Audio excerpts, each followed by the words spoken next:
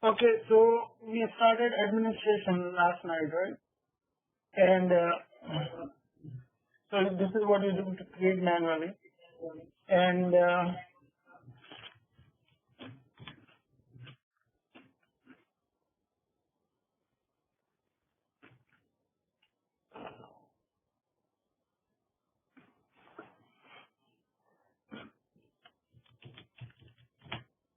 one 27.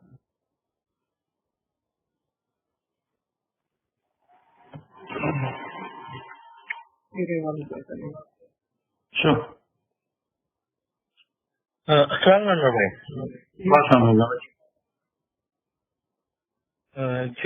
my mic was, It's okay. yeah. So you're able to do the proxy or repo server or the PXC server? No, inshallah, I'll do that today. Inshallah. Okay. Mm-hmm. I might be with my kids, but if you need to reach me, just call me, okay? Yes, inshallah. Jazakallah khair. So you are in Atlanta now, right? Yes, I am in Atlanta now. Yeah, last night is very, the fog or anything. I don't know, how did you drive? Yes. Alhamdulillah, Hazrat. Allah brought me here, Alhamdulillah. Mm-hmm. Okay, then what you do is you have to add it to the group here. So we are in etc and you go down here and make this.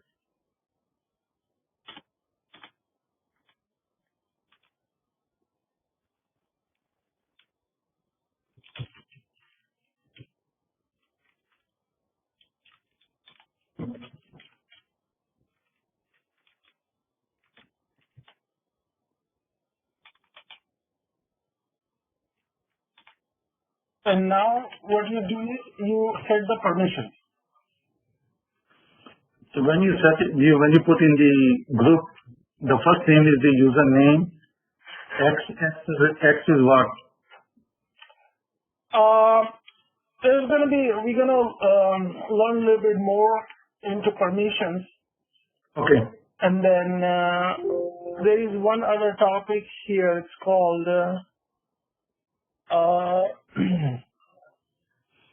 so administration and permissions. So administration and permissions are dependent on each other. Actually, here this is not an ID here. This is actually a group. The skill is a separate group, the whole group? Yeah. What is happening here is so the system is automatically creating an ID, and then that ID is 5001 is ID, okay? And then 6001 is a group. No, my question is, Shakil belongs to a group, a part of that group, or it's a separate group? It's a separate group. Okay. For system, okay. What system does is, it doesn't know which group to create, right? So what it's doing here is it's going to create the ID, and okay. if you're not defining it, then it will create another group called Shakil and then put that group into it. Okay? Okay. Okay. So the group ID is 6001 and then it belongs to the group Shakil. And the ID is also Shakil. We'll take a closer look a little bit. Okay. Okay? Alright, let's move forward.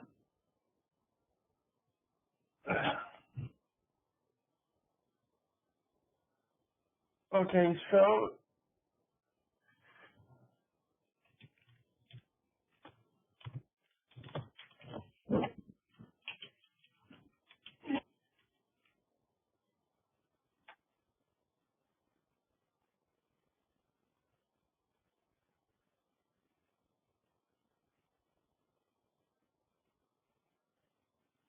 now what you have to do is you have to go into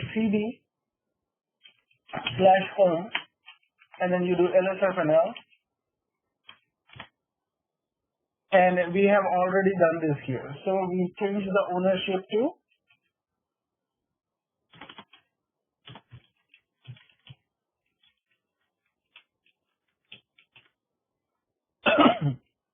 change the change the ownership to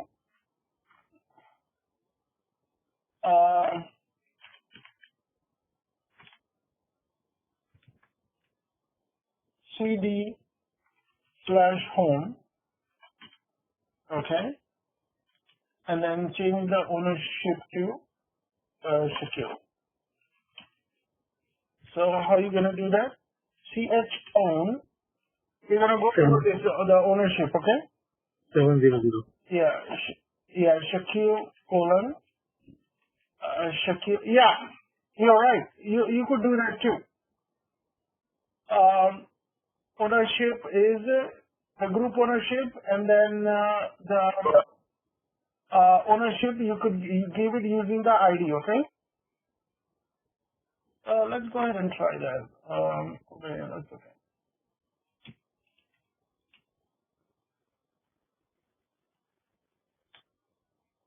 Okay, now let's go into the folder Shakil.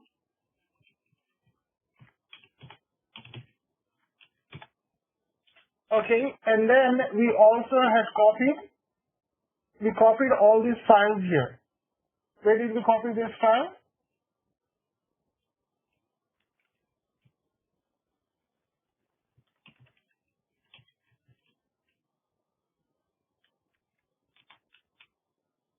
cp/etc/tel. Okay, then asterisk colon. And then we're going to copy it to home/Shakil. Okay, so now, where you were not getting this prompt here, you were getting a weird prompt here. Now he has his own home directory. Okay?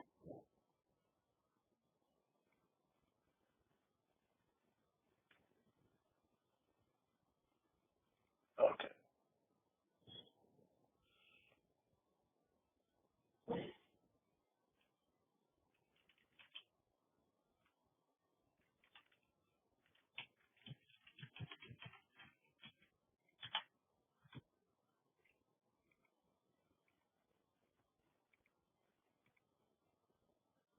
So, but Zafar, we have a ch ownership, Shakil colon, Shakil space, Shakil. So first one relates to what? User ID? User ID, group ID, and the folder. Folder. Okay. User ID, group ID, folder. And do you mind if they put in the parentheses UID colon GID and folder? It would be easy to. Let me see if I need to do here now, or if I'm going to hold it off for next. Makes sense. Okay. Yeah, so let me hold it off for permissions when I'm going to start publish now. That's fine, brother. Yeah, there is no way for some of the stuff to overlap, so that's why it's happening. No problem at all. Okay, so now here,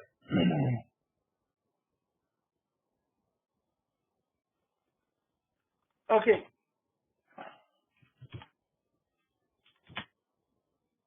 so I was holding this off for a while here, so tell me what is the difference here and here. This is a root user and this is a Shakil user, so what is the biggest difference here? The home directory. Yeah, other than home directory, what else you see? I can see the one has a root and the other one has a Shakil. Mm-hmm. So the difference is the root level and the Shakil level, user level and root level. Yeah. So by looking at this here, you see a pound $ is user, and automatically when you see a pound, that's a root user. So if somebody sends you a screenshot and they're trying to kind of do like some kind of root administration, you could right away figure out this is a regular user. So when you do the sudo command, su command, that this prompt also change dollar to pound, or they still stays the same? We'll find out. Okay. I don't know. That's a good question.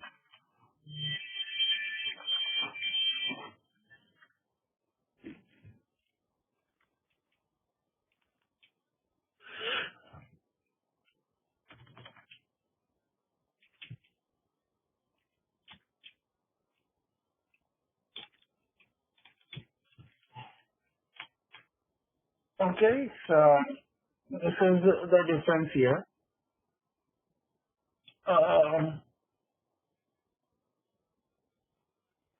And I think I split this up here, right? So this is the ID, this is the password, this is the user ID. UID stands for user ID. Okay, GID stands for group ID. Okay, and this is the home directory, and this is the default shell. Okay, so Yep. okay, and let's go ahead and take a look on the shadow file.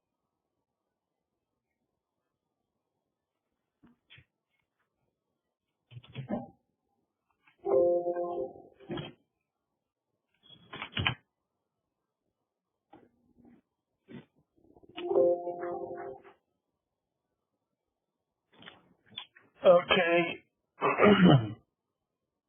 So here I have this shadow file here. Okay, so what I'm going to do now is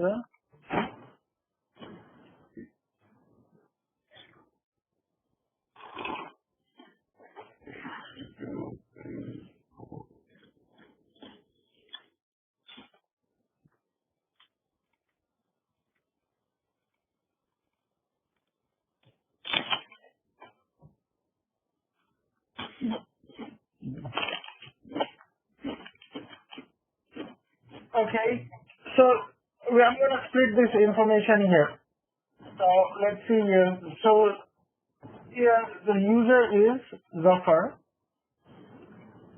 So this is username. Okay. You could see my screen good, right? Okay. Yeah, whatever can see your screen. So the next information after colon is password. Okay. All this information is password here. So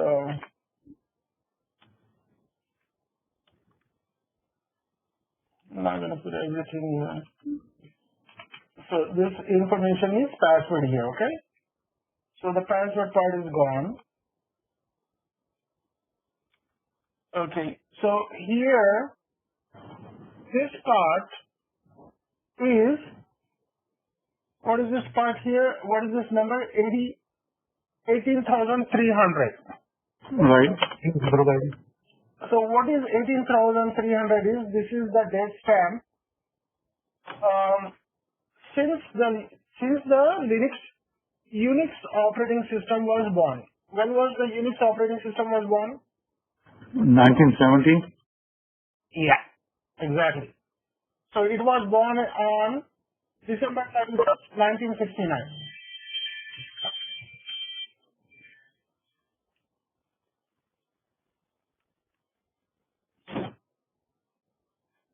Okay, so 18,302 days has passed. Since we created this yesterday here, it is 18,300 and this is the day since December 31st, 1969, okay?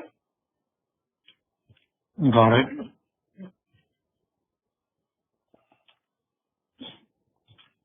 Okay. So this number will change whenever you create a new user. This number will be different. Yeah.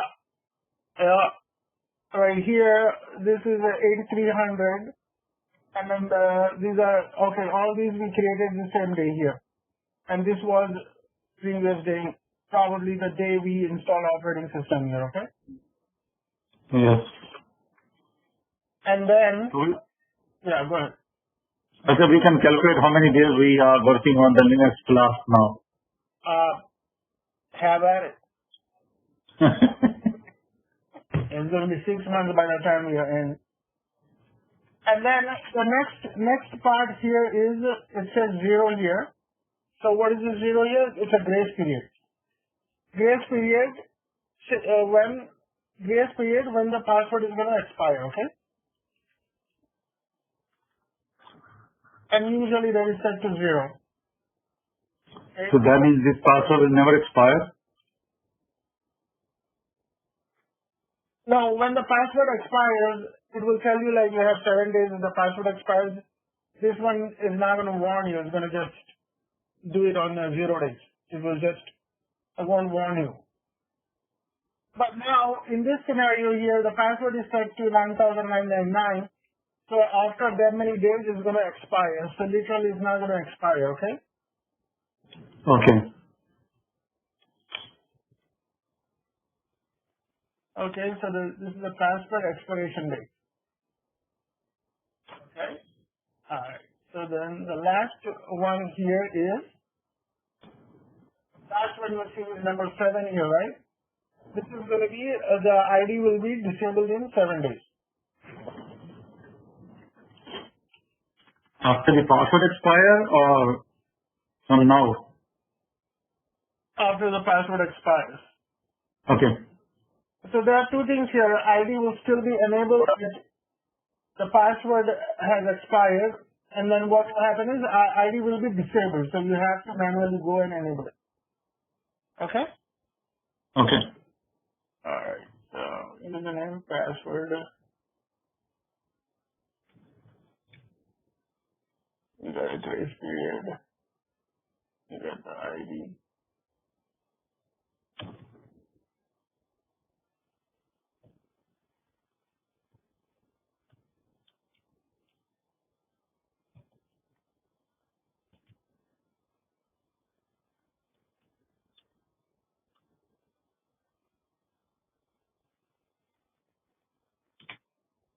Okay. Are we clear on all this? Okay. Okay, good. Interesting information. Yeah.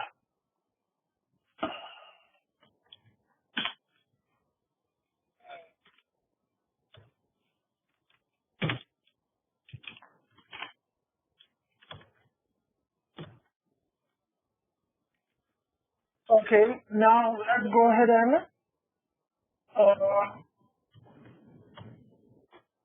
it's the password file.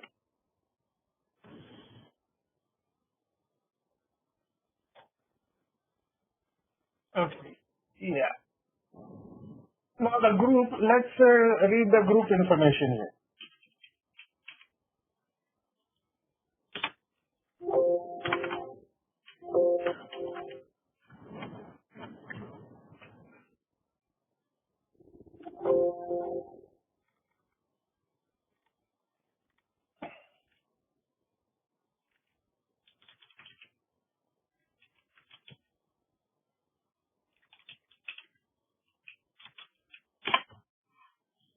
Okay, so this is what we have here. So I'm gonna split that up. 1, 2, 3.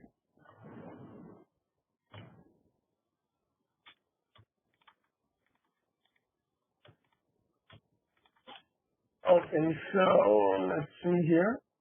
The first part is group name. Okay, in this scenario, this is Zafar. Okay, group name is Zafar. Okay, and then if you have X there, that means it has a check password. Check for password. That's what that item means. So it's got X on it. So what does any check for password mean, brother? That means when it's accessing the groups, it will ask for that. It will check for the user password and see if the user has access to that group or not. So But when you log in as a user, the Shield user or the Zafar user, it's not part of the same group. It still needs a permission to. yeah. Yes. Can you, after this, can you show us the example of this? I'm just getting a little confused, brother. Yeah, for now, just hold off because when you Okay. get permission, then we'll do it. Okay. Okay, and then the last part is a group ID. Okay, so the group ID is 1000. Okay, right now it is confusing because the group name and the username are same, so that's why it's confusing. Okay, so alright, let's move forward here.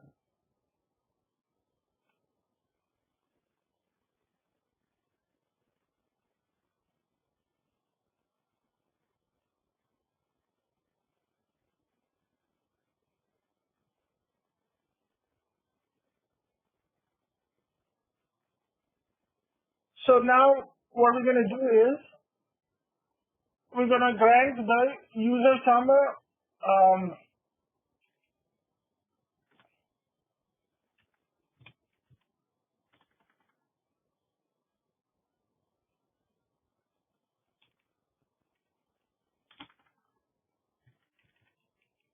so we're gonna grant a regular user some administrative task. Administrative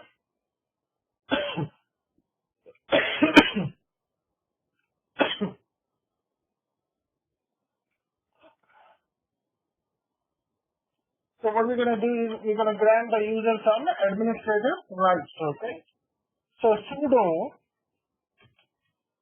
sudo stands for super user do, and then usually the super user is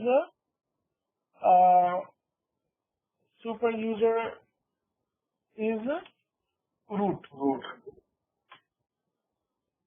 So So yesterday you used the command su only. Is that different than sudo? yeah, su means super user, or I'm sorry, su means switch user.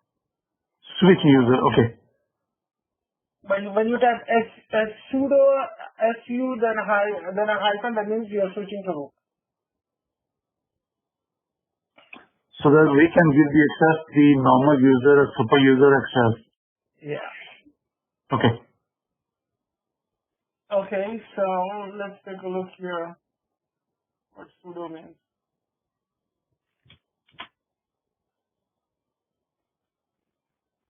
Okay, sudo is a program in Linux like computer that allows programs with the security privileges of other users.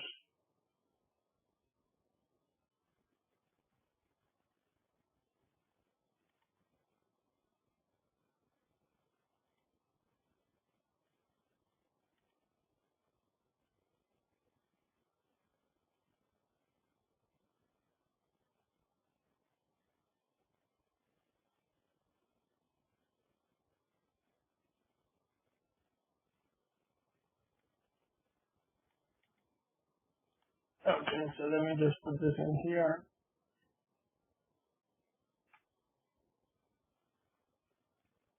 Privileges of root user.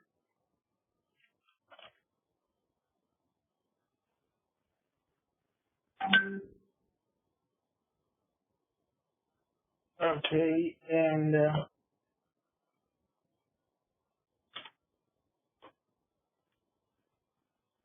okay, alright. So how are we gonna do access, grant the access?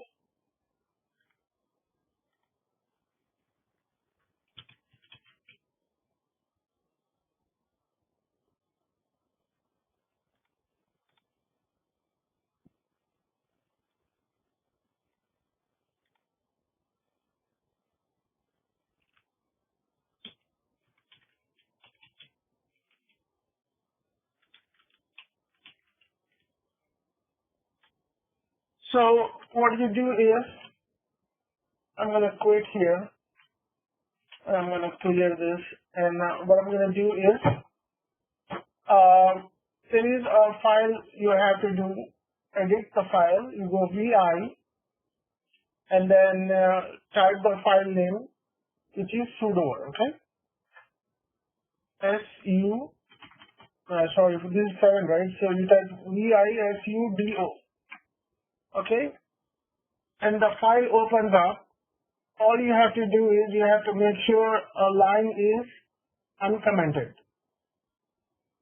Okay, so which line you're looking for? A V group.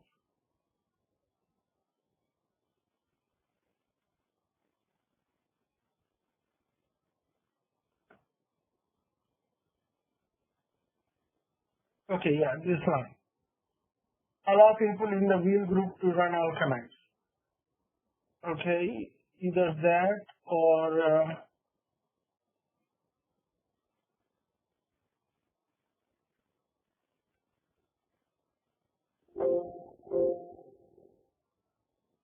okay, hold on.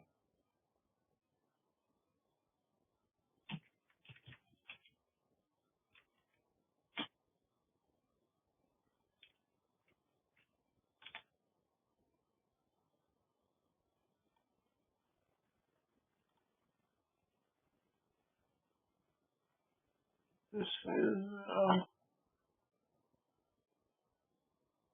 when is this?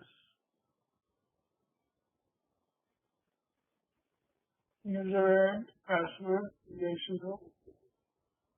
Allow people in the group to run all commands, so you have to uncheck this.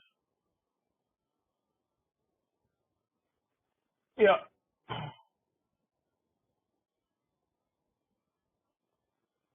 Okay, so user mode, you have to use that to see user group, user name, views. Okay, let's do this here. So what we could do is allow this line to be open. Okay, so you do vi sudo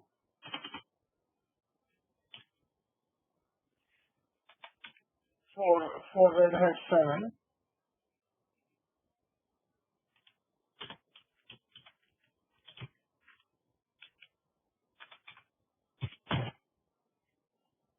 You type vi sudo and make sure the following line Is it different for the real or real 6? yeah, for Red Hat 6, I think you type vi sudo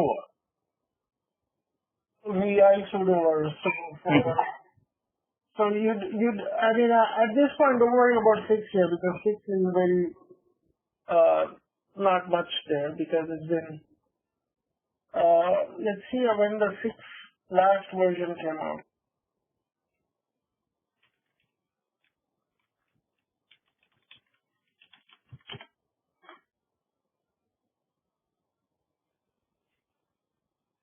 Uh 2010. yeah. 2010. Yeah, it came out 2010, but it didn't go into production. People starting to go into production when the 7 came out. So I think yeah, but see, in 2020, the support is going to end for Red 6. So everybody better be on 7 now. Okay, by now they all should be on 7 by now. Okay, if they still have 6, they're gonna stuck somewhere. So don't worry about 6 at this moment since the support itself is gonna go over.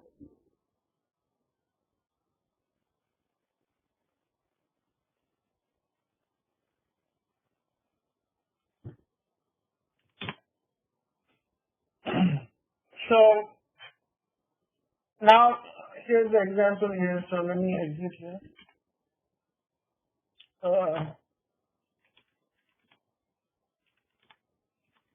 So I'm here as Zafar here, right? So I'm gonna use cat etc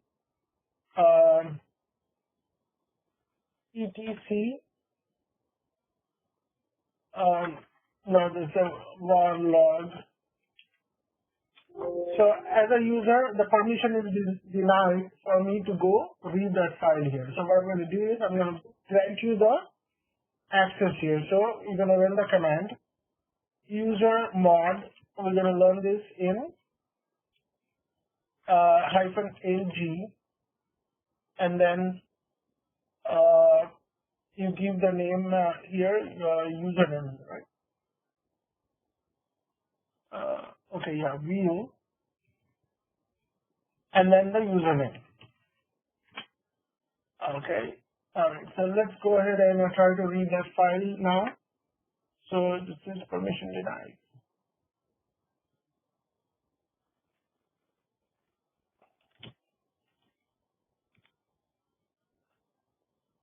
So he's a part of the wheel group here, 10. So what I may have to do is I have to exit and then go back in there again.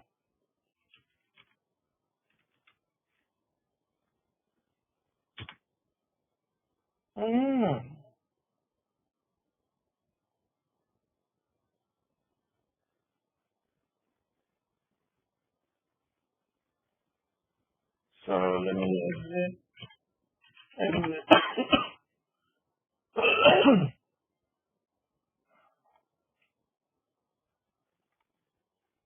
Duplicate session.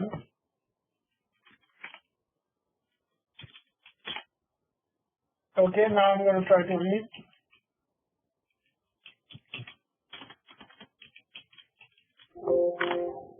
Okay. So let's see here. Sudo su hyphen. Oh, okay.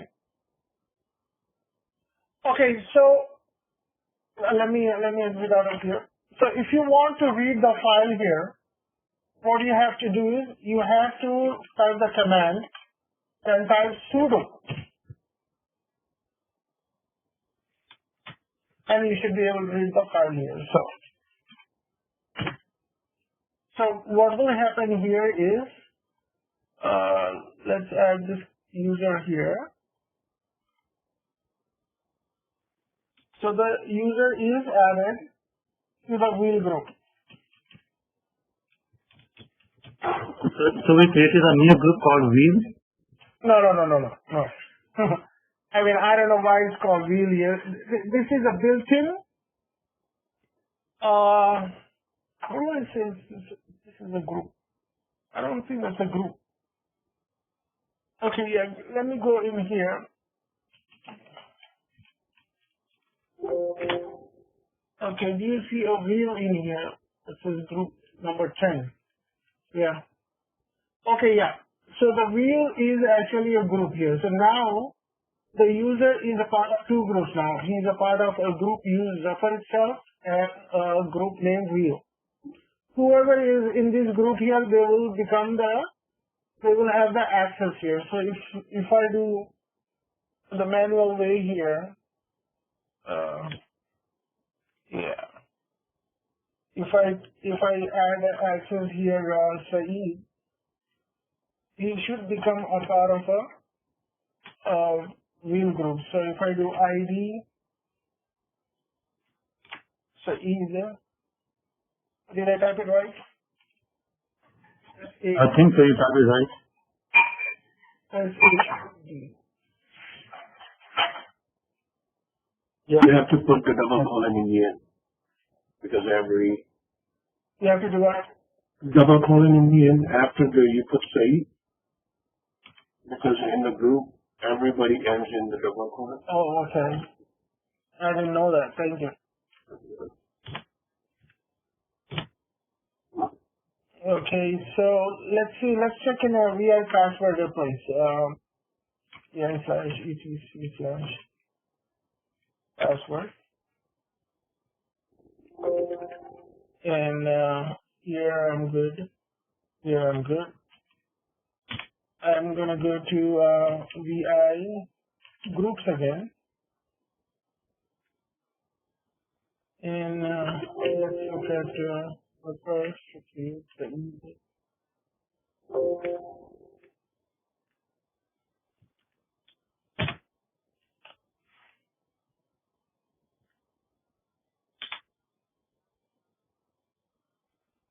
It might take a minute.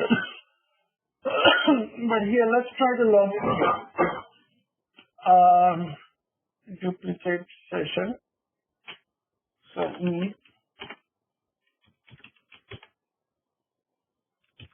sudo cat etc sudo cat etc var log messages.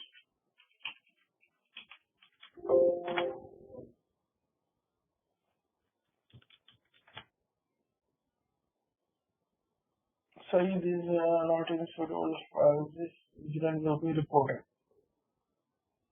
Okay.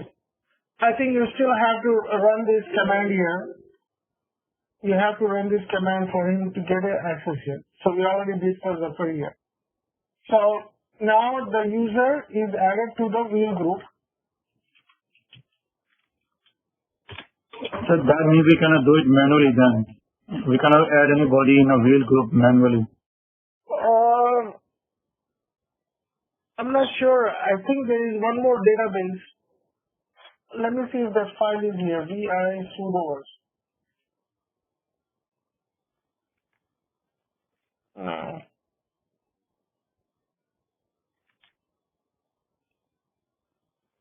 Vi sudo.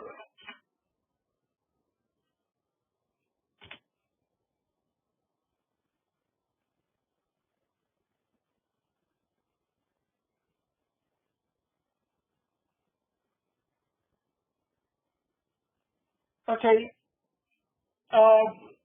Let's leave it like that here. I'm not going to change anything. Maybe it will take some time to update here. So by the end of the class, we'll try to see if it's going to update itself. Okay? So That's fine. yeah. So now, as a group admin, you gave access to you gave the sudo access to the user here. So he's able to run some commands which need the root privileges. Okay?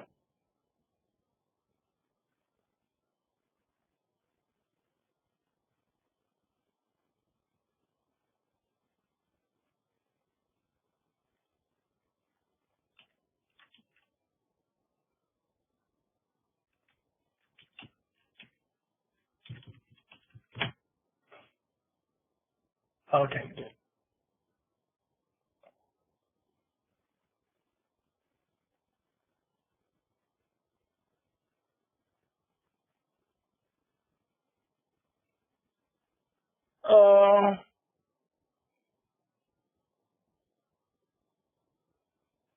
Okay, so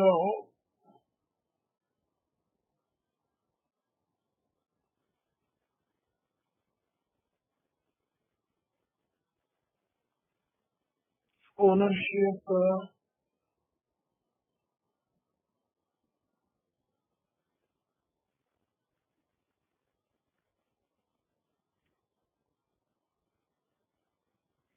okay. So let's go ahead and start creating the groups here. So we talked about creating the users here, right? So user administration, this is creating a user. Insert below.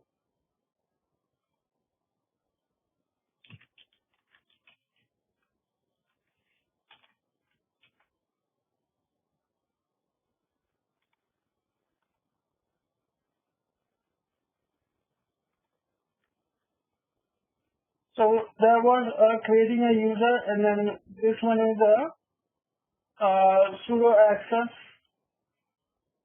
for user. Okay. Now what we're gonna do is we're gonna create a group.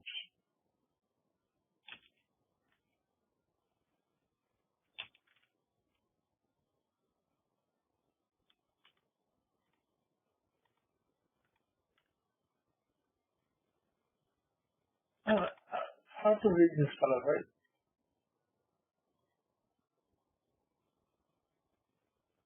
Okay.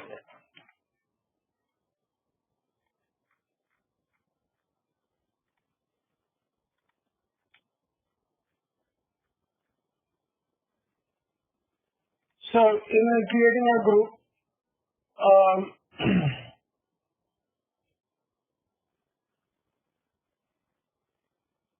so Linux group.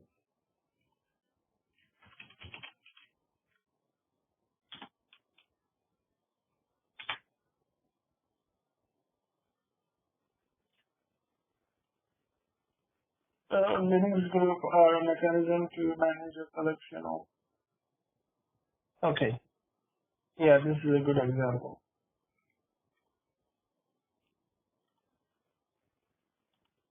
So we are creating the groups for the machines or for the users?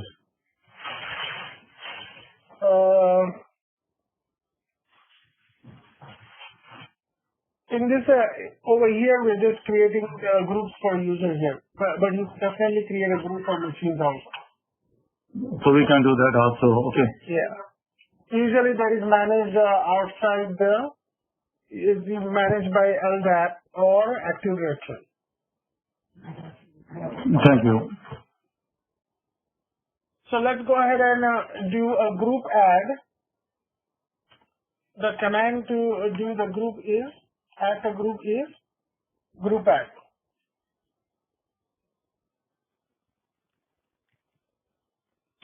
Okay. -G. And then let's see here. VIETC group.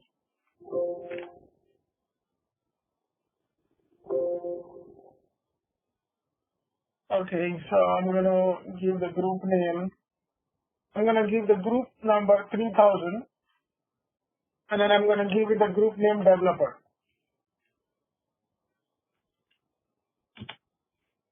Okay, so let me run that. So the command to create a group is, you have to do this as a user here. Group add -G 3000. Okay. So now what happens is, if I go into the file group, the group is now a developer here. This is not a user, this is a group.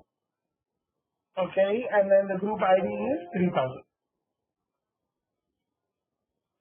Okay, now what I'm going to do is, I'm going to add a user to the group here, okay? So, ID Zafar. So what I'm going to do is, user add,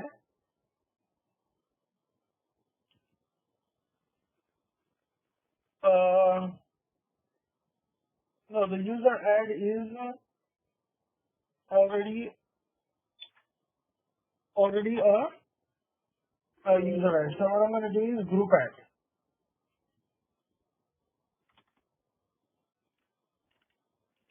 Okay. And then what you're going to do is add the user to the group here. So what you have to do is actually, there is a command called user modification. User mod -AG, the one we just did it, okay? And then this time here, what we're going to do is we're going to give it a ID name developer. And then who we're going to give it to? Zafar. So if I do ID Zafar, now he is a part of a group also. He is a part of a group Zafar, and he is a part of a group developer.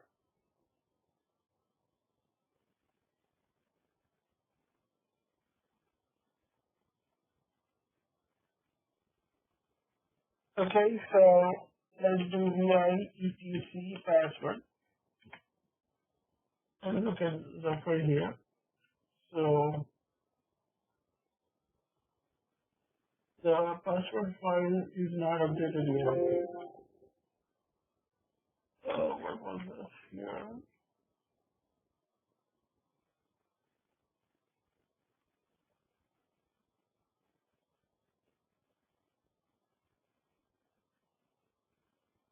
Group ID.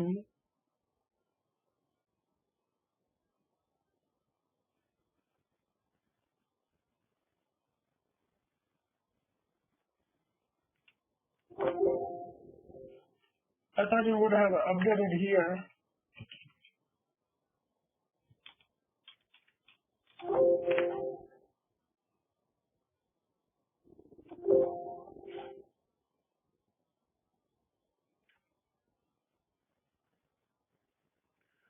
Okay, so the usernames are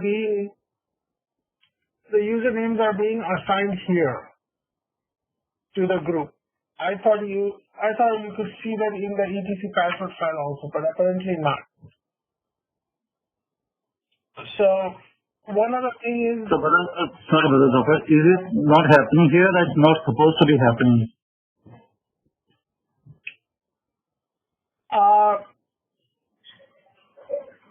I was thinking it would have happened in the password file, but it's not happening. So I am wrong. So if it's not happening, that's normal. Should we think that there gotta be something? It's my understanding. Yeah, I was thinking it wrong because sometimes whenever a little update comes out, some things are changed here. So you have to look at the release update. So if you are like going from Red Hat 7.5 to 7.6, there are some updates they would do. So based on those, they may add some features, they may remove some features like that. I was thinking you should definitely show us in etc password here. Right here, we have Zafar 1000, 1000. One of them is a group here also. So I was thinking it would have added another group here. But it's actually, when we create a user, so I think by default it creates the group as well at the same time. It's with the same name. No. What I'm talking about is that it would have added a group, the group 3000 we just added, right? It would have been here also. That's what I was thinking. Oh, okay. Okay, but I could be wrong here. So, but anyway, if you do ID Zafar, it's showing here, but it's not showing wheel. It was showing wheel earlier, right? Yeah, right here. When I did ID Zafar, wheel was showing here, but wheel is not showing it. Apparently, wheel is not as important here. We'll run this command here at the end of the class and see what happens.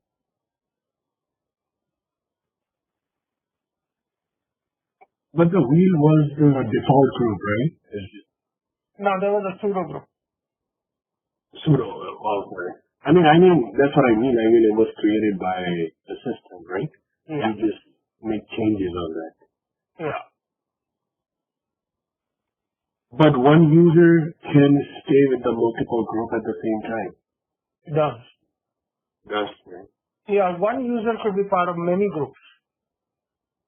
It's just like a WhatsApp group, right? You are one user, you could be part of how many groups? 100, 200? Only 3. Okay. You cannot handle 2 details. Yeah, I know. Most of them are junk.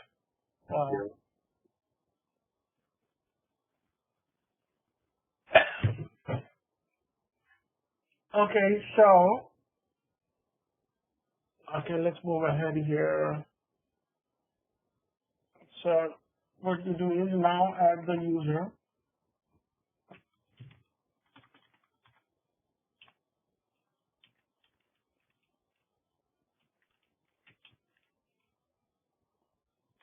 Okay, so the command is user add. Brother Zafar, this 3000 number and the developer number that we just pick up, it could be any number, any group. Right? Yeah.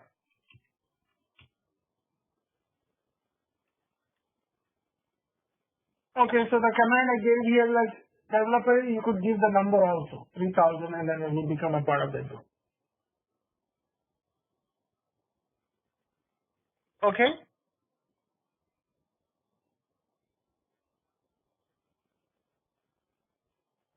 Alright.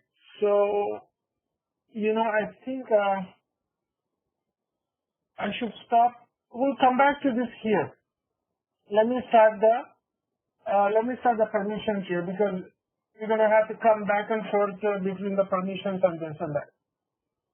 So let me start permissions here. because there are a bunch of other things that is related to the group and user. I don't want to start that now because you're gonna get super confused.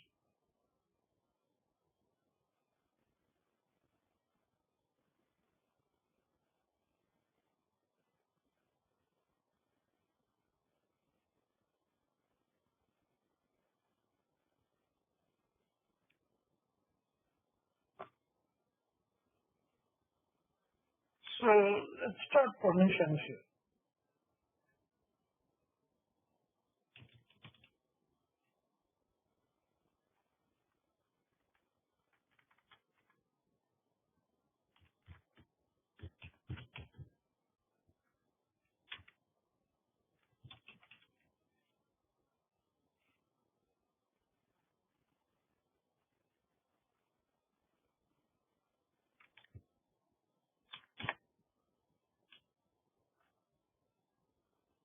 Okay, so let me clear this and let me go to cd, let me do ls here. So we have this file here,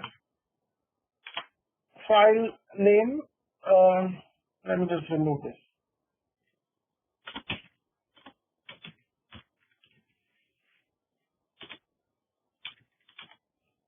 So I'm going to create a file name, file1.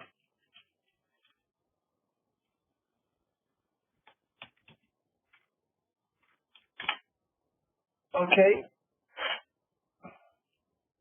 So what do I have here? I have, when you do ls-l, it's giving you all this information here. Okay, so let's take a look what that is.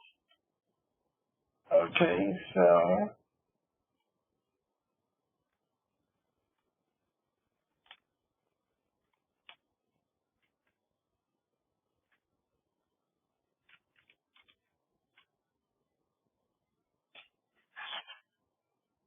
let me bring this size up here.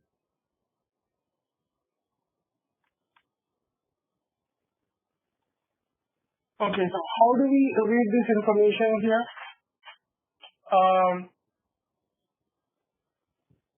We are only, I'm just concentrating on this part here, okay? Only that part.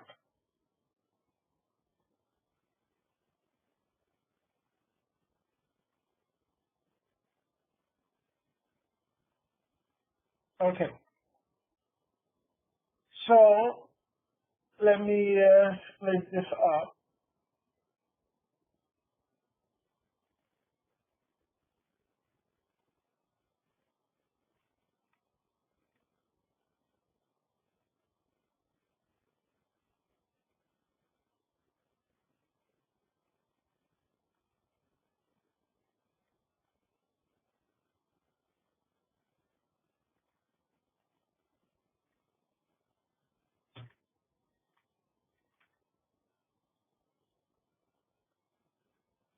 Okay.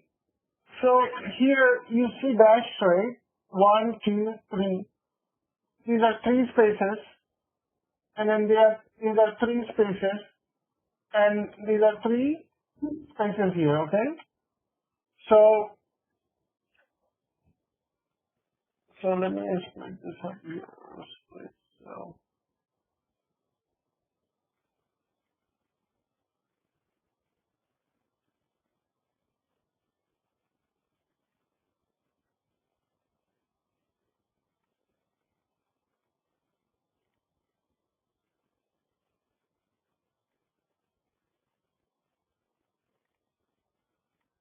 Okay. So the first part is RW. You know, you know the concept is right. Read, write, execute. Yeah, write and execute. Okay, so when you look at this here, This is the user. application called read, write, and then the one is blank here. So this user could only read and write. He cannot execute. So the first part is user. User. Okay, and then the second 3 parts here is Group. group. Very good. And it's represented by G, lowercase g, and this is represented by lowercase u. And then and the third group is others, and it's represented by O. Okay? In each group, you have read, write, execute.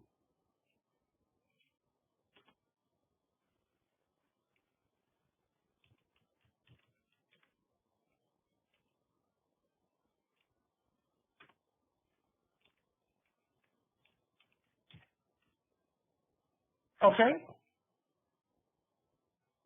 And then what are all these represented by? Read is represented by R, write is W, execute is X. Okay, read, write, X. Read, all that. All these are lowercase read. Sure. I can't keep them down.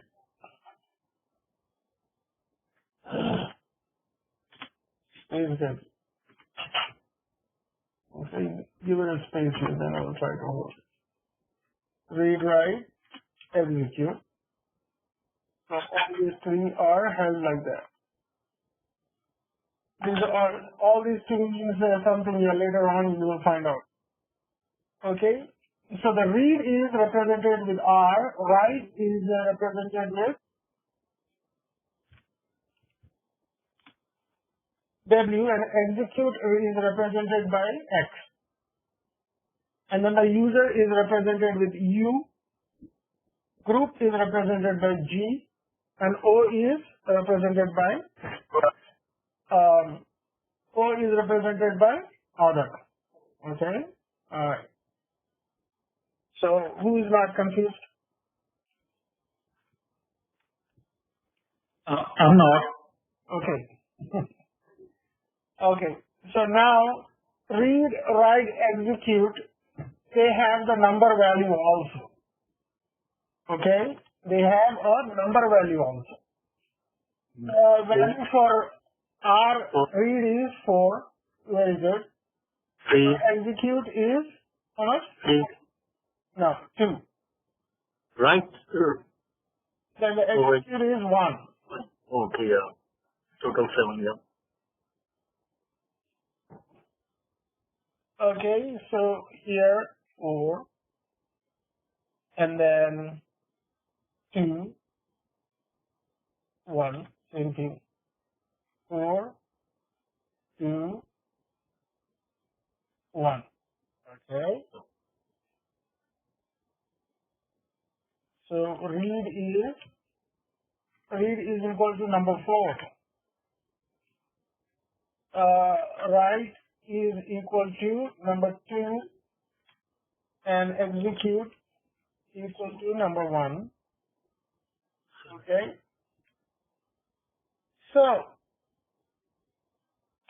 So looking at this here,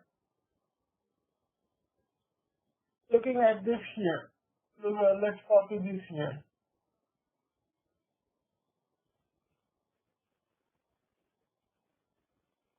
Alright, so what is the permission for this file here?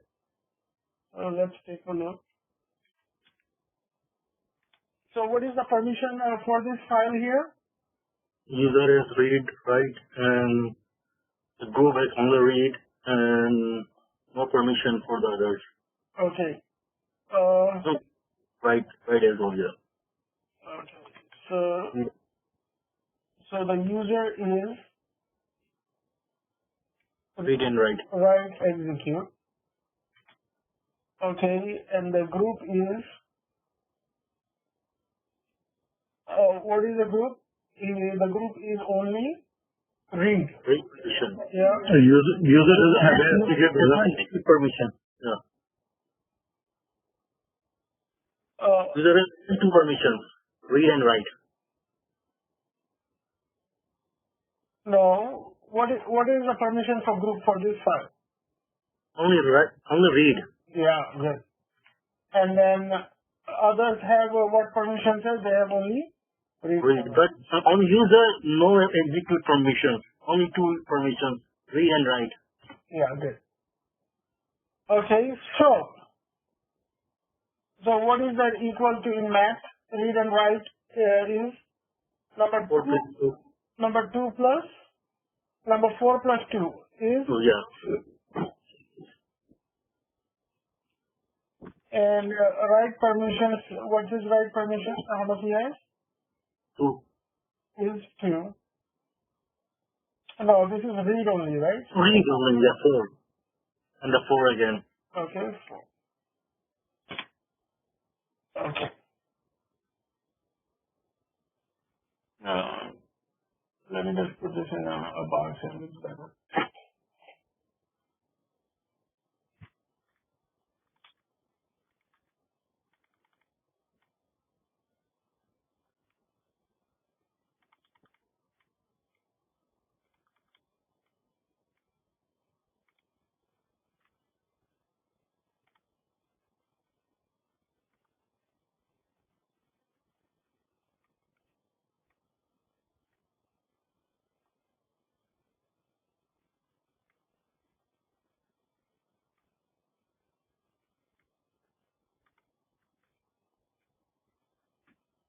Okay.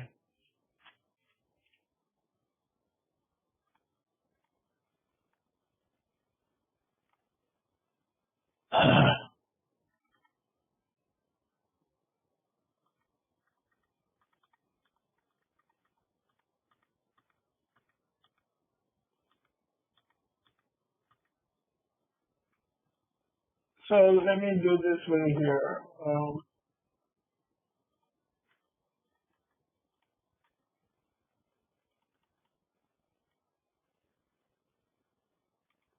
So read.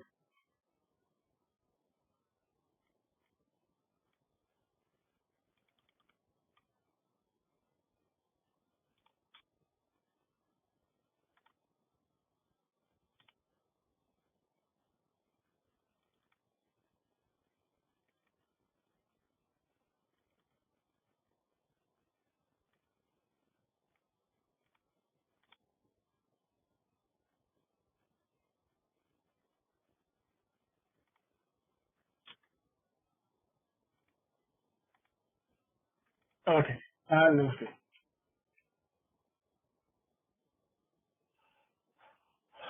Okay, so the file is the default permission for the file.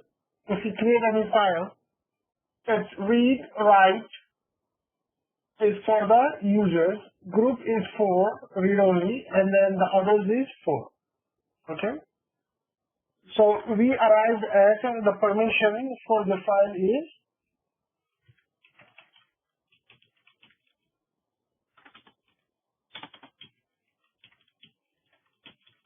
644. Okay. And this is the 644 is the default permissions of the 644 is the default permissions of the File 1. system generated file.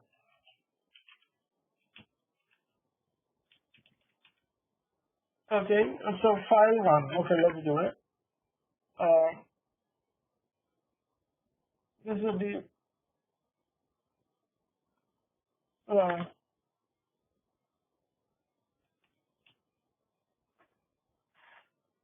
okay, and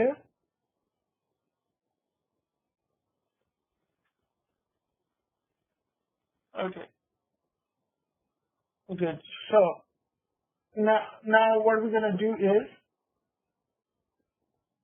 we're gonna see how do we modify this permissions here. Okay. So what I have to do is I have to give I have to give the same permission to these two other groups here. Okay. So let's play around with this. So the command to change the command to modify the permissions is called chmod. Okay.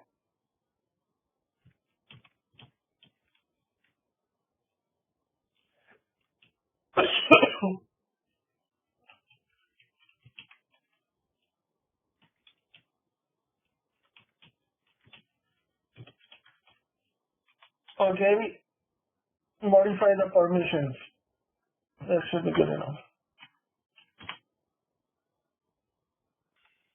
So, somebody else, I want, this one is read write, this one is read write, this one is read write. That's what I want here. So, it's misspelled. It's chmod instead of dmod. It's misspelled.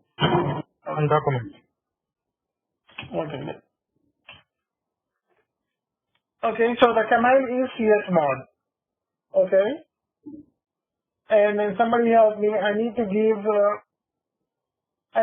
this permission to read also, group read and write also. So what is the number I'm going to give them? So 666. yeah, very good. It's going to be 666 and the file name. Okay. So what will happen is when you do LSF and L, this has the permissions 666. So the permissions have been granted here. So you have to still give the number 6 for the existing permission to stay. Okay? Alright. Let's play around here. I want to take away all the permissions here and then keep these two permissions as the same. So what do I do? 6. Okay. 4. No, I want to keep this as it is. I want to keep this as it is, keep this as it is, and then take away all the permissions. 660. 660. Very good. Okay, so if you do LSF and L, then the permissions are gone. So whoever is the other user, he's in dead in water. He's not going to be able to do anything.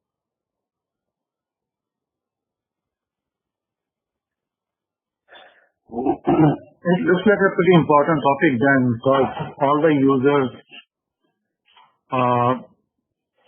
it looks like a pretty interesting topic and pretty basic topic for me at least. It is important. All these things are important. Especially a day in and day out, you will be dealing with the permissions. You will be doing this every single day. Okay, so that's where your troubleshooting counting comes in. If all of a sudden something is not working, so you have to check in. If the service is not there, if the service is stopped, if the firewall is blocking, if the permissions are there, permissions got screwed up. All these things will take time, and that's where all this. That's why there is a high demand for Linux here, because they couldn't find people who understand all this here and then could perform the job task. So once you have these skills there, you will be highly bankable, believe me. There are a lot of jobs in East Coast especially compared to East Coast and West Coast, and there are some here in Midwest too. But East Coast have a lot of jobs, and West Coast. But anyway, let's move forward here. So far, you guys are clear here, right? Yep. Okay. So we do this.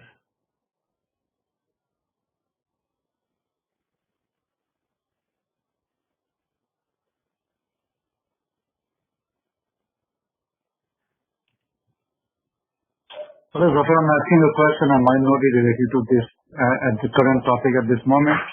But you can have your script set up on a side that if somebody needs some certain condition, you run those particular script with that person name.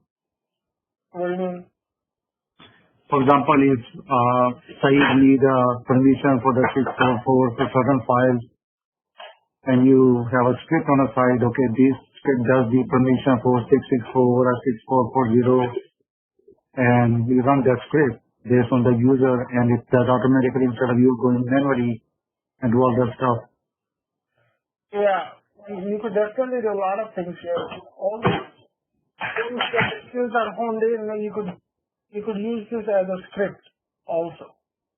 Okay, just want to make sure. Thank you. Yeah.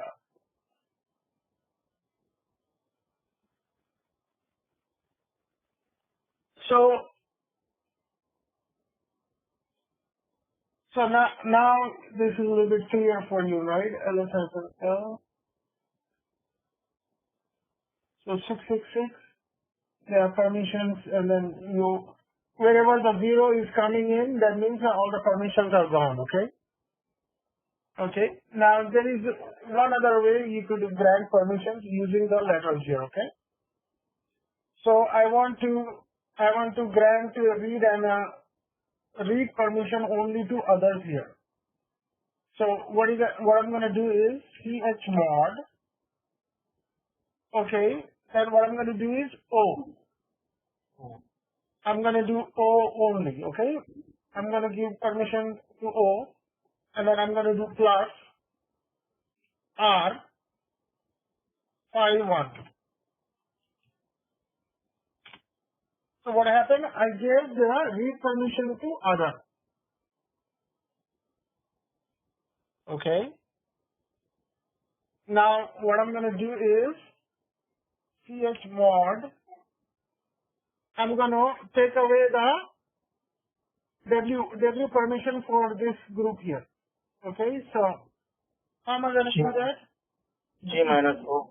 Exactly. Then you do minus. Okay. And then what is the permission I'm taking away? W. No. And the file name.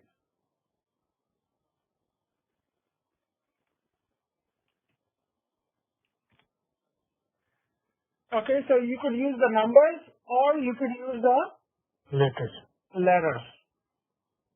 When you use the Letters is better. you have to give the 3 digits. So if you want to add, so you're going to say plus, and if you want to take it away, so you'll be minus. Yep. Now I'm gonna give permissions using the letters to more than one part, users and group. So I'm going to give the permission to user and group. I'm going to give a read, write, access permission to all of them here. So how do I do? Yes, memo. Okay. Then you type UGO. UGO, yes. And then plus RWX.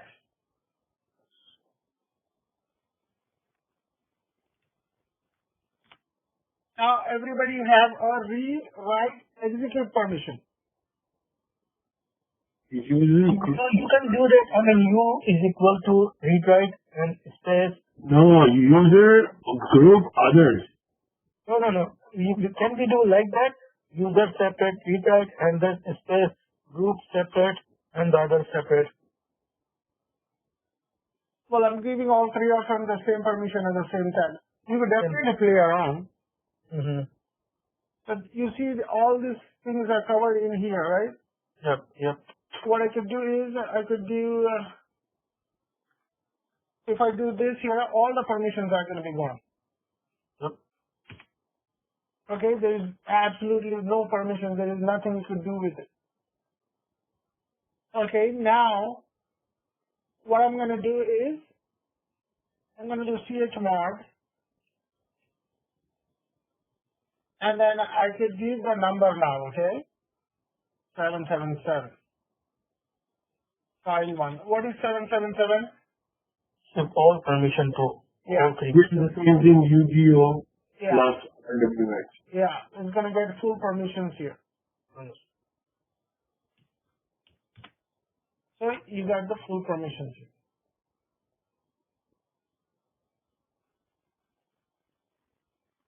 Same thing on directory as well, right? The same thing. We'll look at this. We'll look at it. I'm not there yet. Now you want to use remove everything from.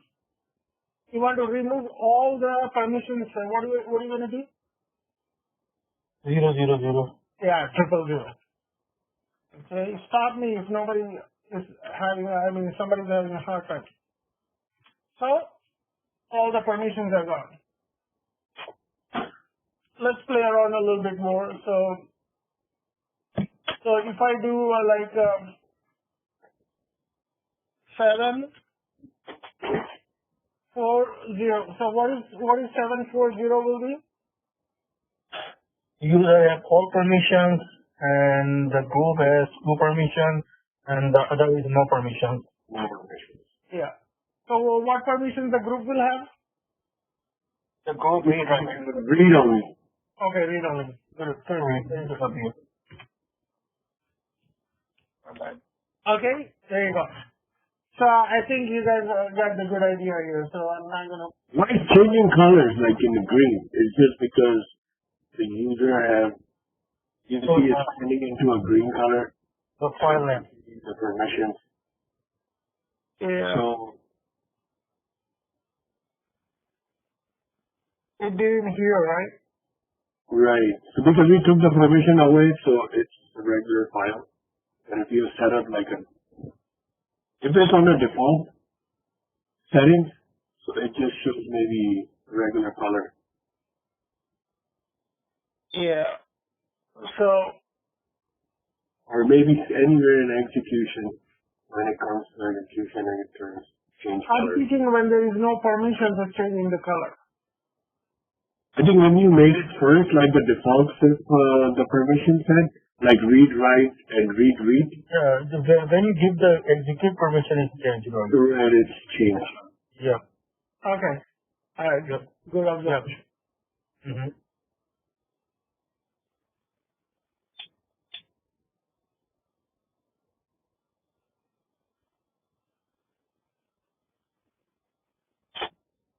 Okay, so I'm gonna put this stuff here.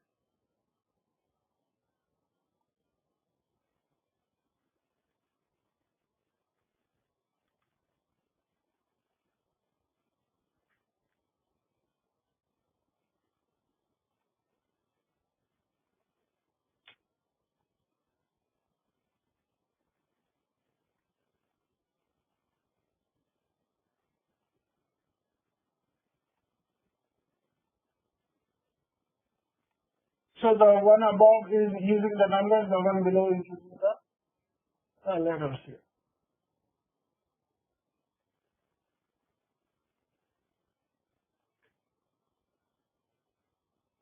Okay, so let's create a file here. So touch file 2. So you do ls-l. So anytime a file is being created, the default is coming from 6. What is 644? Yeah. 644, yes. Okay, so why is it as a default here? So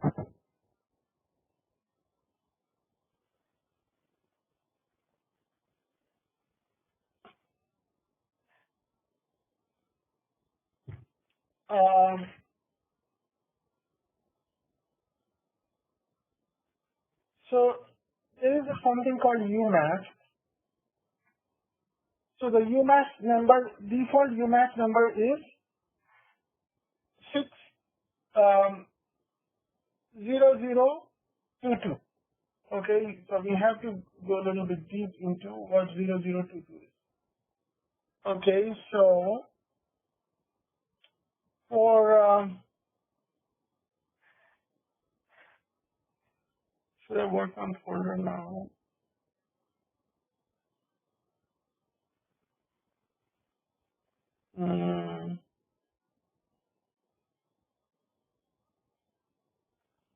Okay. Before that, I'm going to create a directory, mkdir folder 1.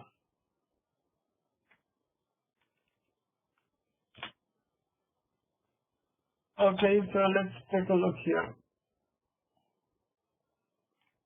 So this was file here, right? And this is directory.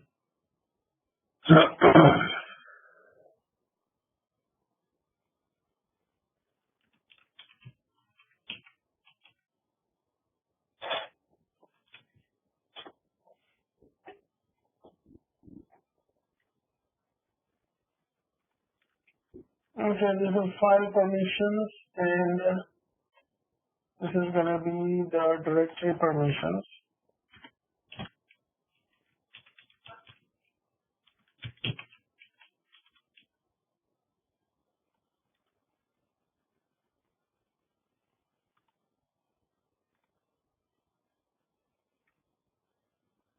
Okay, so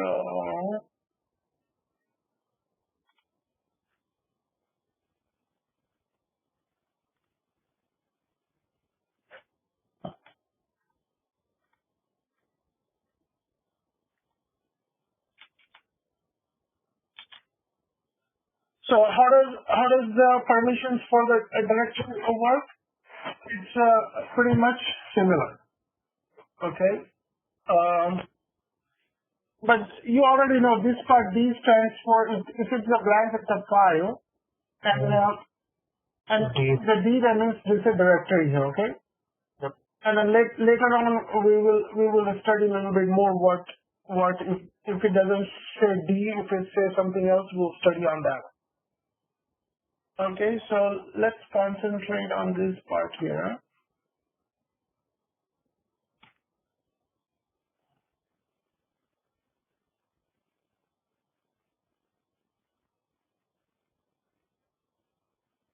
Okay, so let's concentrate on this part here.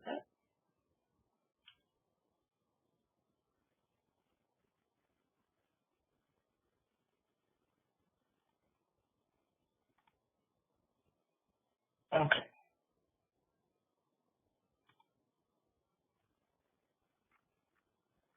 Hang on, this Word document is messed up.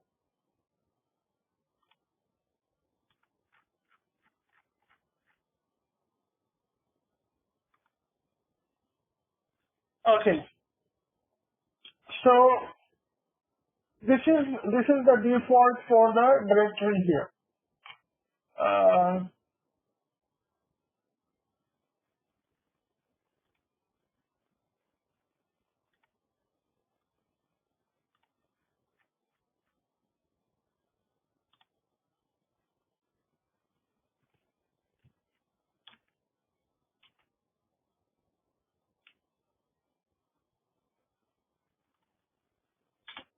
So for the directory, what is the permission for the directory?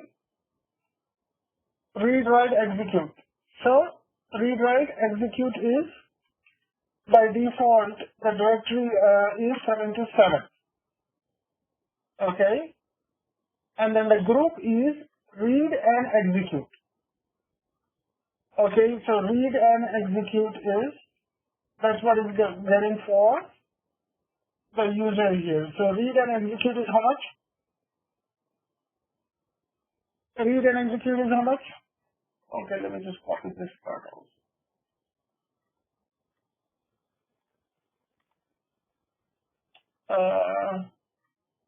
Yeah.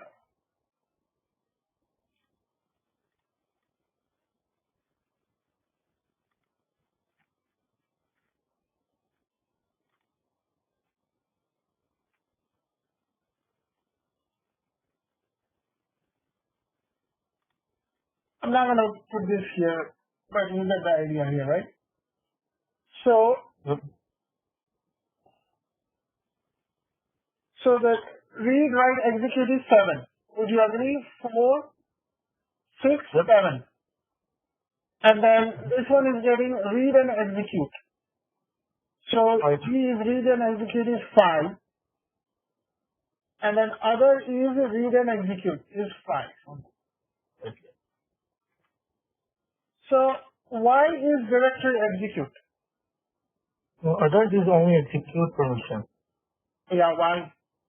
If you look at the file here, the default, nobody is getting execute.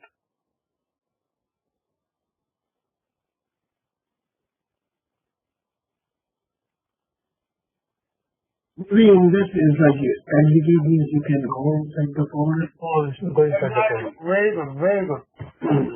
That is what I'm looking for. You nailed it. Okay? Directories, by default, has execute permission.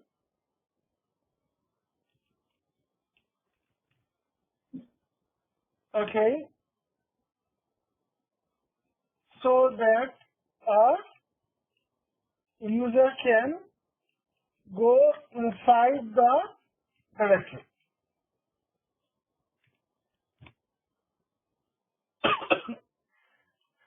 So by default, anybody could go in any directory. Okay, so let's see here.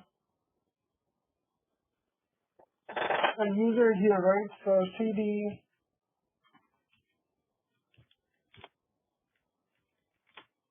did we add Said to the, let's do SU Mohiuddin.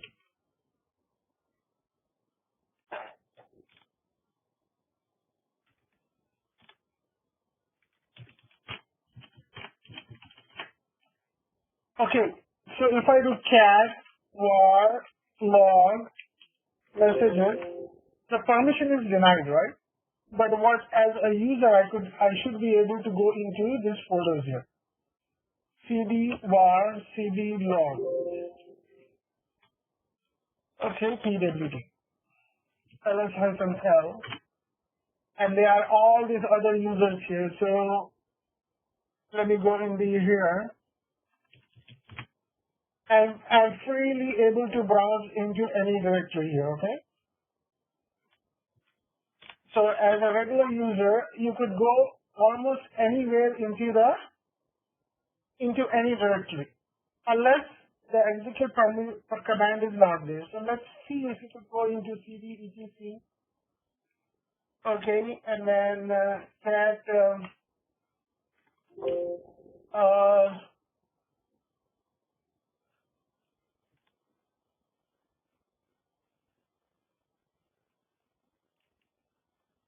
okay, let's do this here. cd root ls-l.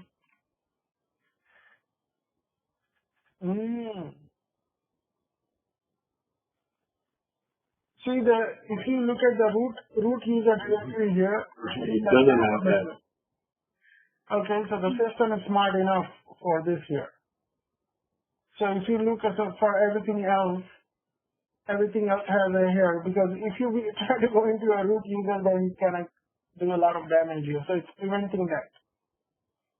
Where the main door is locked and locked. Yeah. So even the boot directory is there, but the file level access is not there. Okay.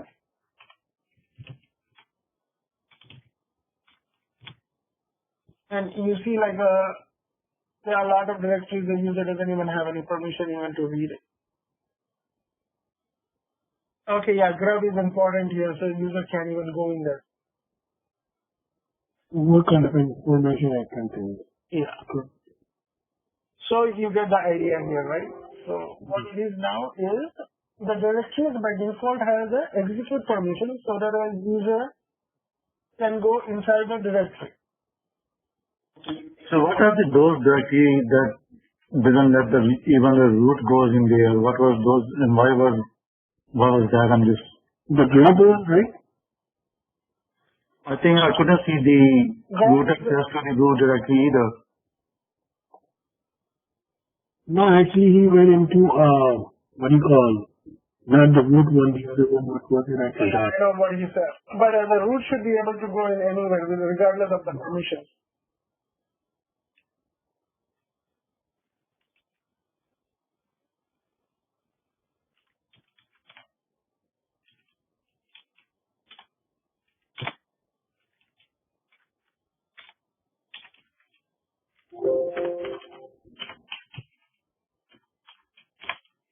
You're talking about this directory here, right? Correct you? Yep. Yeah, brother. So a permission is denied for that user. But if you Root, the permissions is there for root, so he should be able to go in there. he just wants to know that what kind of information it contains in like graph file. What is it? We never touch it, I guess. Yeah, I'm gonna have to show that there is also a topic. Maybe a month from now, I'm gonna work on that. Oh, is that a whole topic? This file? Graph? Yeah, the graph is a whole topic. Yeah. Okay, that's, I think that's what he was here. Okay, thank you.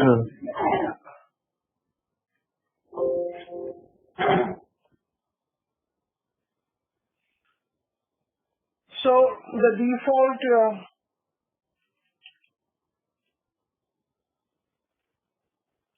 default directory permission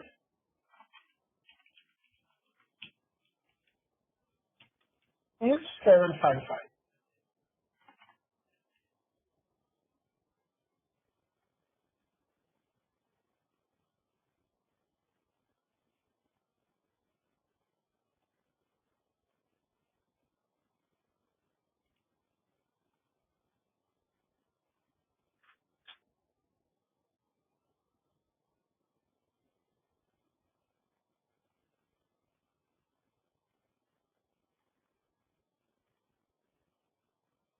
Okay. All right. So let's take a look at UMass. So I typed earlier something that says UMass. So UMass is the default permissions for the file and directory. Okay. So UMass.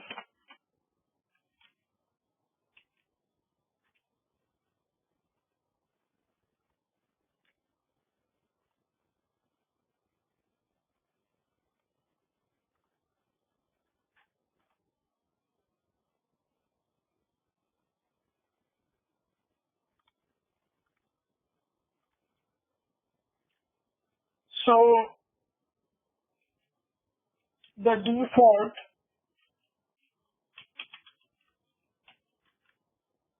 permissions.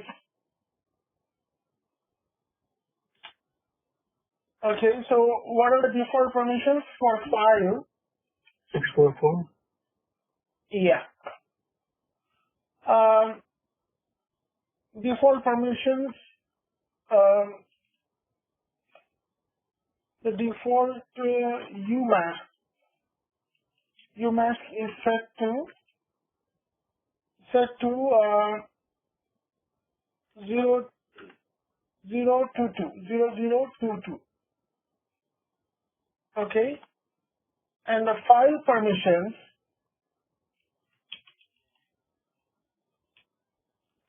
without UMass is 666, and file permission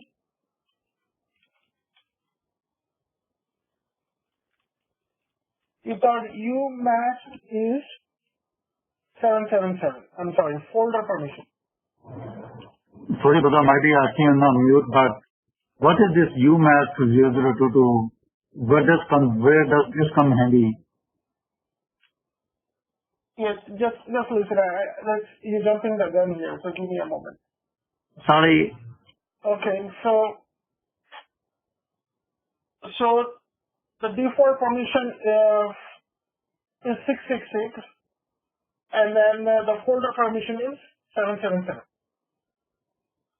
So in the background, actually, what is the permission a system is giving to anything and everything is giving the 66 permission to files, and the system is giving 77 permissions to folder. But what is it called? There is something called UMass here. What is it doing is, the moment the system gives the permission, the UMass sees, okay, and it takes away those two permissions. So it takes away number 2. Okay. So what is number 2 here? It takes away the number 2 position for the user. Okay. So hold on. Let me just go there here. So the default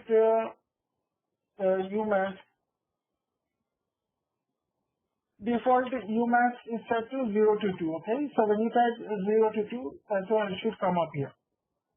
Okay. Give me one moment here. So let's dissect this here. UMask is 0022. Okay, so what does the 0022 is?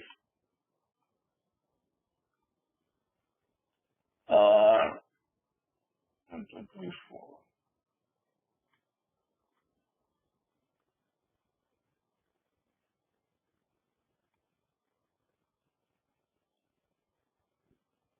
Um, 0, 0, 2, 2. So this is going back to our good old thing here. So this is user, others, okay, and this is group, and this is User. Okay, and then this one is for File or folder. yeah. But hold on, I think they have recently changed here. UMass calculator.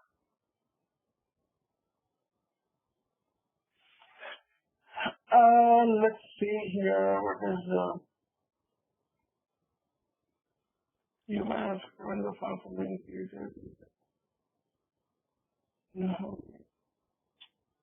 No.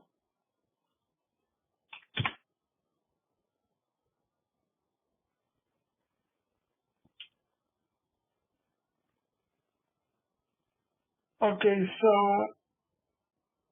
meaning execute. I want to find out extra digit. First digit 0 specify there. There are no special modes. If the modes begin with digit, it will be executed symbolic. Okay, I got it here. So this is just a symbolic.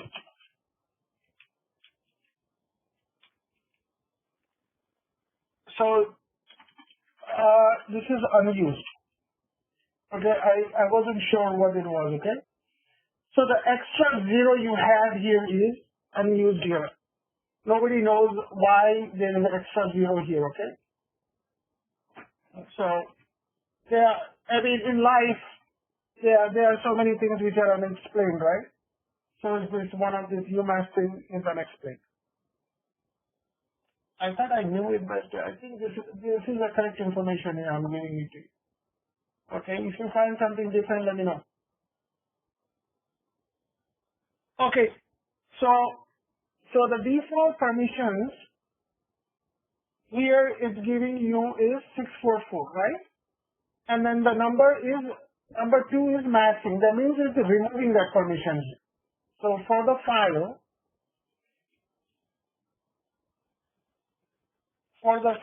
default is for the file you see the default is 644 when the default UMask is 00. default UMask is 0022. Okay, so let's calculate here. So I told you earlier for the file the full permission the system is giving is 666, right? 666. Okay, and then the default UMask is 0. If you ignore the first 0, 2 and 2. So what is happening here? 6 minus 0 is 6. Okay, and then here 6 minus 2 is 4. Oh, 6. Okay, 4. Now you have the default is 644. Okay. And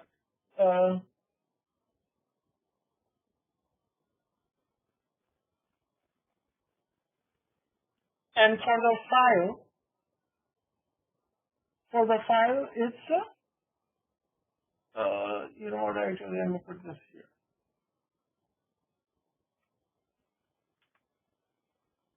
Okay, and for the folder,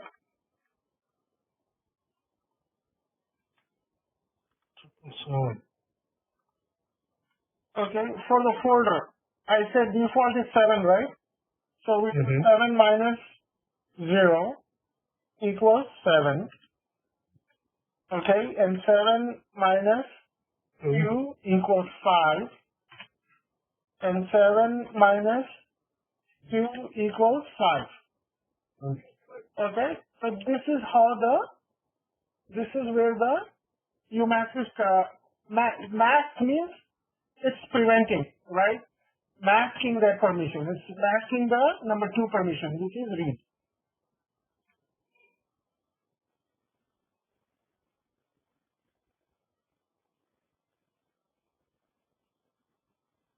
Okay.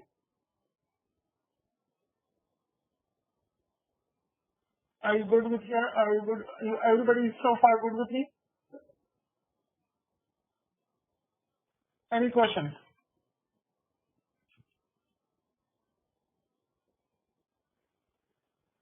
Hello?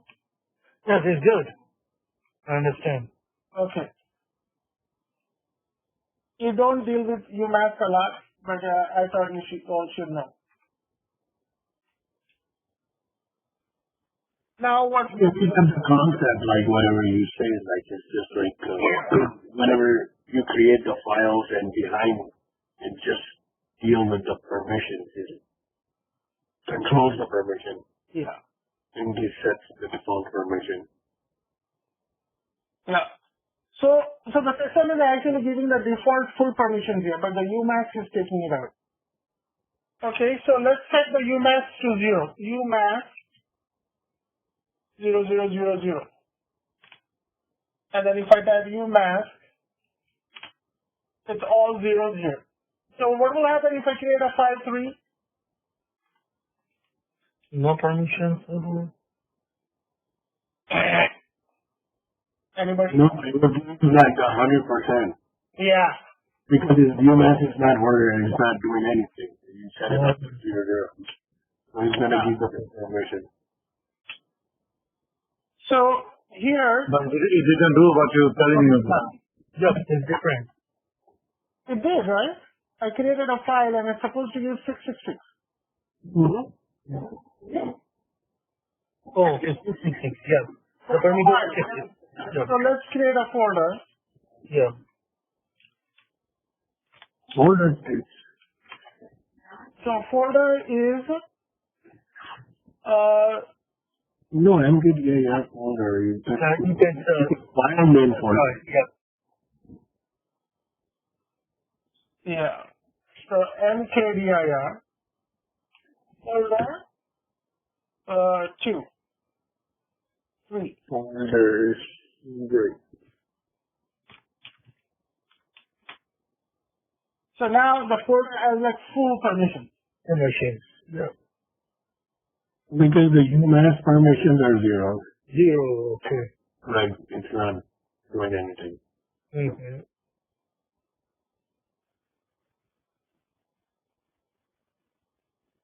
So is this, does it change in 6 and 7, the UMask default set?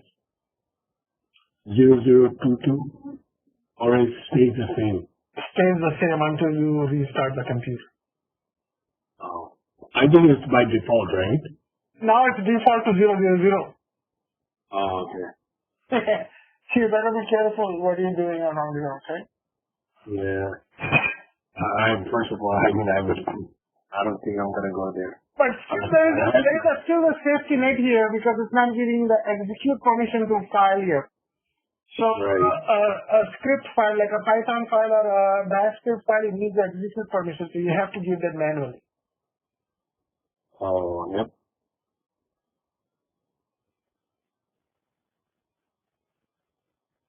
Okay, so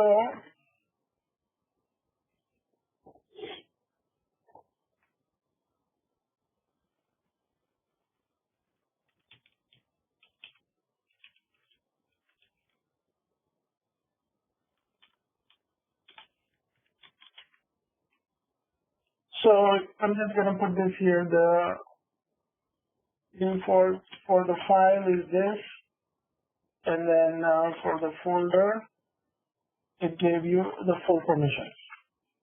Okay?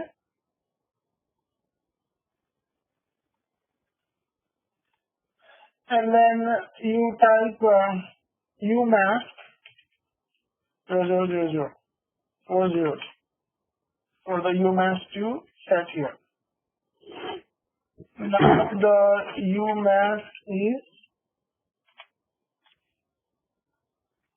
Now the umask is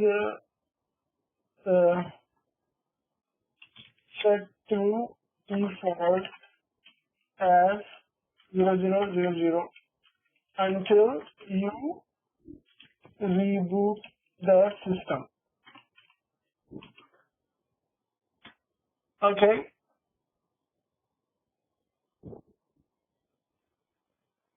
But if you want to set it permanent here, so there is a file you could do that here. So you go to VIETC -RC is the file name. You go into this file here. There are some good system configuration files here. And then you set the umask, look for umask here.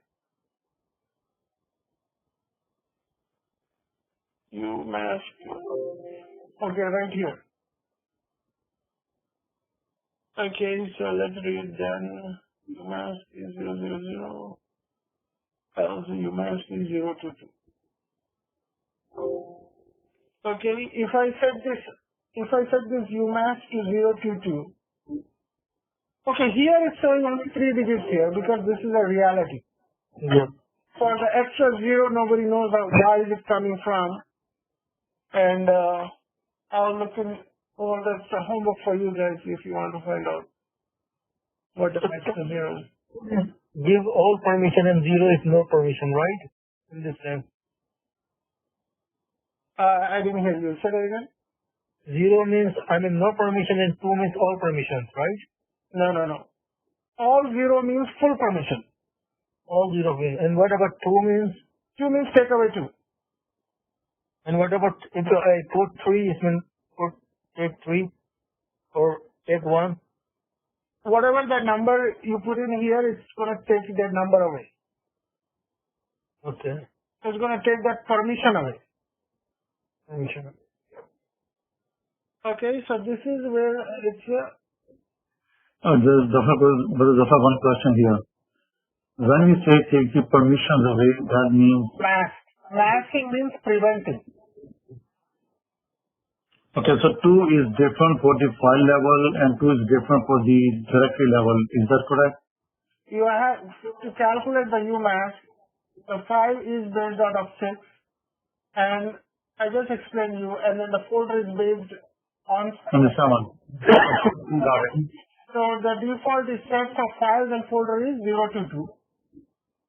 And then if you're creating a file, take 2 from whatever files from 6. Okay? So here 022 is not just 022. 0 is for users. 2 is for first octet is for users. I told you right here. First octet is users. Second octet is group. Third octet is others. I got it, brother. Thank you. I got it. Okay, so let's see here. You type umask. Now let's play around with umask. Umask. What you want to do is 0 is going to be there, but for the users, for the groups, I want to give the execute permission here. So if I want to for the users, I'm giving the whole permissions anyway, out of 6 and out of 7. Okay. So if I put 0 here, the user is going to get Full permission. I think I should be able to do with only 3 digits here, not to get confused. Let's do it using 3 digits, see what happens. I'm going to leave the users alone, and then I'm going to give the full permissions to group. So what should I number do?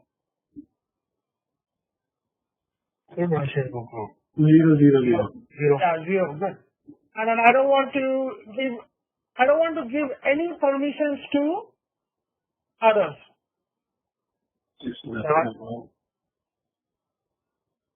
I want to take away. Should be 6 then. Very good. Very good. UMass 6. Now, if I create a file here, the others will not have any permissions.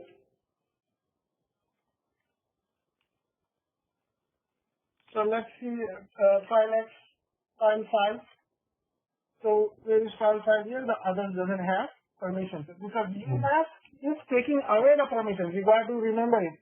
It's backward. It's backwards. It's not giving permissions. It's taking away permissions. From the default file, like in default permission, sorry. And after that, we can change the permission by chmod. Yeah, you change randomly to do anything else. Brother Zafar, one question here, please. Now, if we know the change mode or the ownership, those we can assign the permission from that. Why we use UMass? UMass is default. You never have to come to the UMass. No, that's something that by default is 0022, right? So we know that if we leave it alone and keep working on that good basis with the add user and change the permission. If you're creating, you will be in one situation, if you're creating like some thousands of files, and then you want at that moment, at that time of that moment, you want all the UMass to be set to some other permissions other than what it is. That makes sense. That makes sense. Yeah, that is like, because once you change the permission and then you make 1,000 files and then you can go back to the default. So it's going to be a lot easier instead of changing. Otherwise, you're going to have to write a script to change the permission. Yes. But if you look on the other side, all those files, if you're checking thousands of files in the same directory, we can change the permission and the directory layout from the directory. But I understand what the brothers are saying. That totally makes sense. Thank you. Okay, so let's do, I'm going to go in this folder here. I'm going to do touch X file. And I'm going to create like 1,000 files here, right?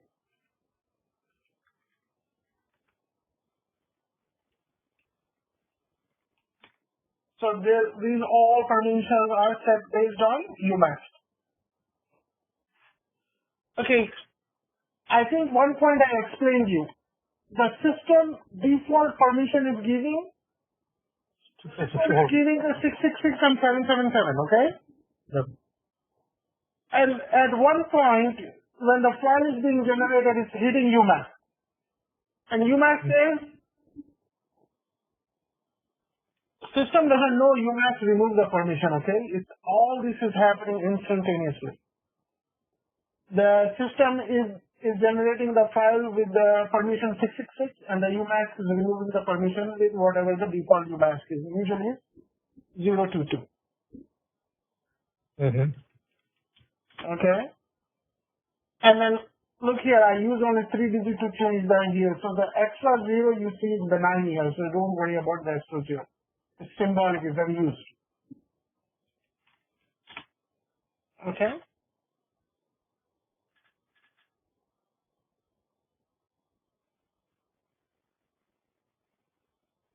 Okay, so I thought I was going to go a little bit deeper, but the time is up, so I'm going to stop here. And let's look at the schedule here. So we are, how many more weeks we have?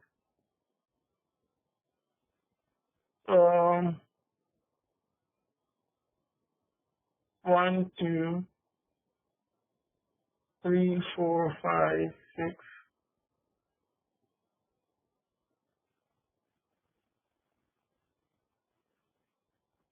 Yeah. Hold on. 1, 2, 3, 4. We can stop recording, brother. 5, 6. So we have 7 more weeks before the class is over. So I think we are on good track here. I might go a little bit faster starting next week, and then we'll see.